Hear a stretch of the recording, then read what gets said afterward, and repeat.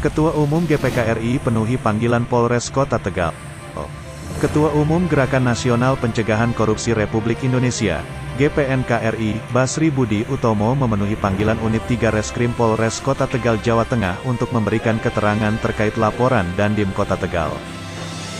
Basri Budi Utomo datang diperiksa di ruang Unit 3 Reskrim Kota Tegal untuk memberikan keterangan terkait dugaan pencemaran nama baik atas laporan Komandan Kodim 0712 Tegal, Letkol Infantri Sutan Pandapotan Siregar pada tanggal 28 Februari tahun 2021 lalu.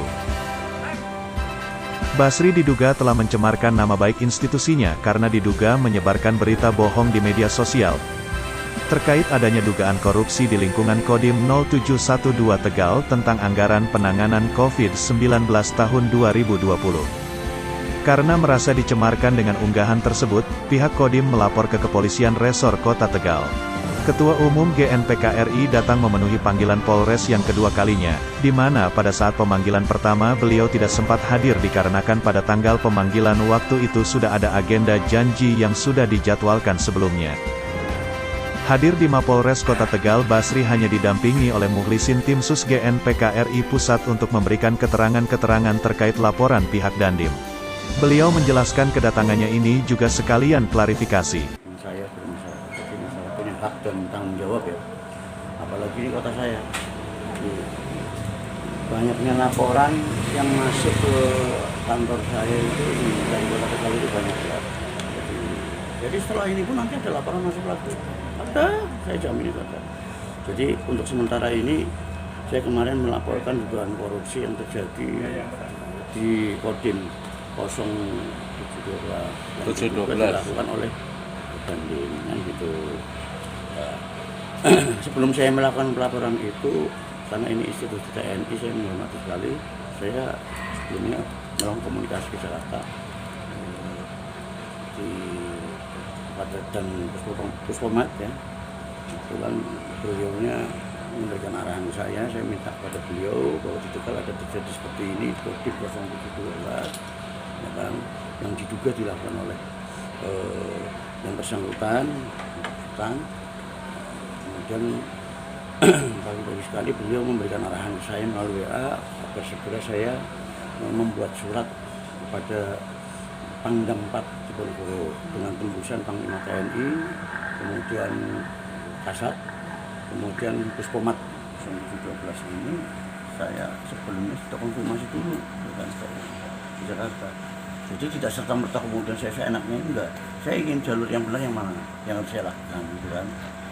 Jangan sampai surat pengaduan saya ini salah alamat, turun kemudian sampai Tegal itu tanggal 27 Februari. Saya bikin surat pengaduan, saya pikir dalam semalam cukup sehingga saya langsung bikin di Facebook itu pengumuman. Maksud saya kan pengumuman besok saya akan press release. Bukan maksudnya mencemar teman baik, bukan. Nah, tujuannya memberitahu kepada wartawan singkat. Ya. Nah, dikritik oleh beberapa media, kenapa tidak disebutkan jamnya, tanggalnya, tempatnya, mana dan sebagainya, itu masukan bagus.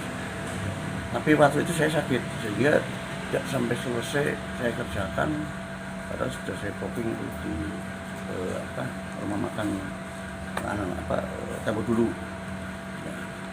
Sehingga tanggal 28 pagi itu saya undur 1 hari, tanggal 1 Maret, yang tempatnya di Kodam Semarang.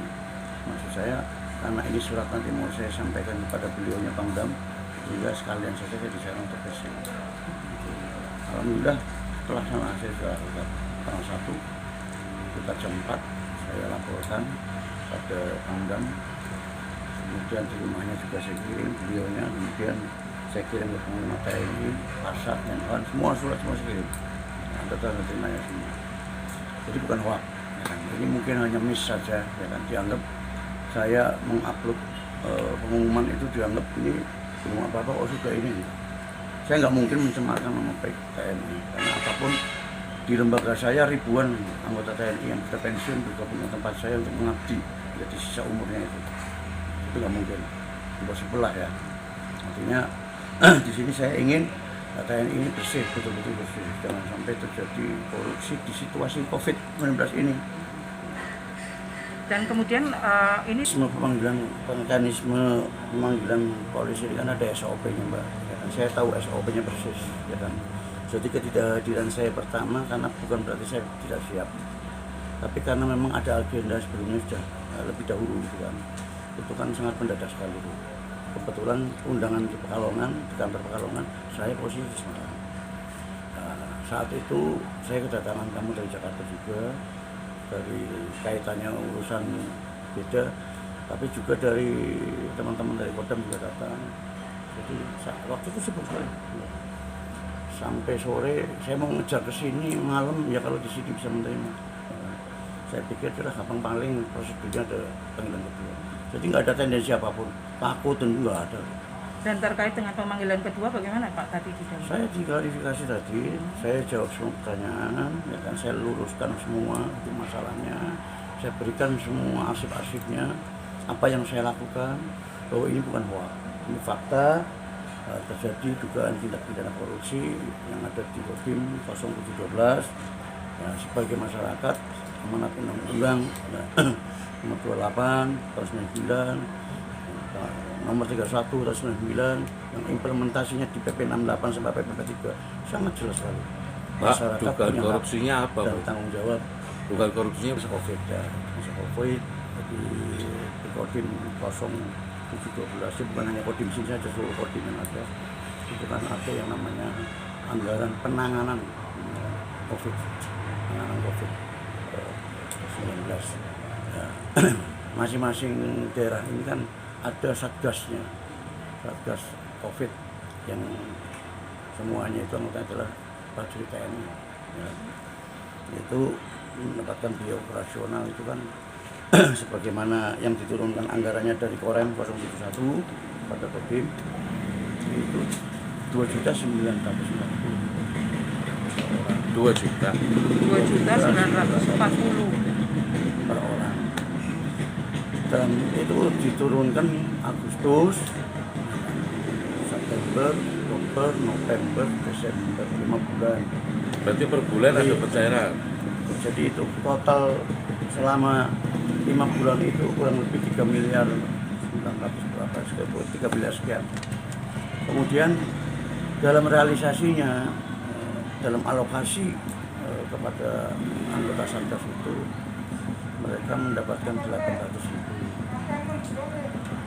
Itu uang dari bukan dari pemerintah daerah ya? Bukan, itu APBN. APBN memang APBN turun yang ke Korem pada TNI dengan jajarannya sampai ke tingkat Kodim, ya kan, untuk penanganan COVID. didistribusikan kepada siapa? Kepada Satgas COVID. Kepada Satgas COVID yang terdiri dari TNI itu. Yang prajurit TNI, Prajurit sampai TNI. Koramil, Babinsa semuanya. Oh begitu. Iya. Di wilayah Kota Tegal Jadi ya? kan Tegal kan teritorial wilayah Dandim 0712 ini kan kota 4 Koramil, kabupaten 18 Koramil, 22 Koramil.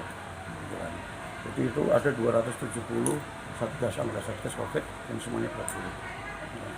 Jadi ketika alokasi 800.000 dirasakan kok segini, dia dengar-dengar bahwa ini kok lebih, ya kan, daerah lain kok mendapatkannya beda, ya kan. Nah, kemudian dari mereka mengambil inisiatif melaporkan kepada saya, karena saya spesifik lembaga saya ini bidang pemberantasan korupsi dan pencegahan pemberantasan korupsi. Laporan itu sebenarnya sudah lama, itu dari bulan Novemberan, kira-kira November. Makanya saya lihat, saya pantau, kemudian saya juga mengetahui ada pemeriksaan dari Pusingan Telat dari Jakarta, juga sudah mengetahui persis penyidikan. saya ngomong apa adanya seperti apa yang saya sampaikan sekarang ini, ya kan? Kemudian mengikuti prosedur yang disarankan, diarahkan berdasarkan surat edaran Kapolri. Dengan prosedur itu ya saya ikuti saja prosedurnya, ya kan? Ya kita patuh hukum kok, ya kan? Kita ikuti, ya kan? Nah, kita temukan nanti mediasi, ya mediasi silakan, ya kan? Sepanjang itu semua bermanfaat untuk masyarakat, nggak ada masalah. Bapak Sri, sepanjang Dari Tegal Firdaus Andika melaporkan.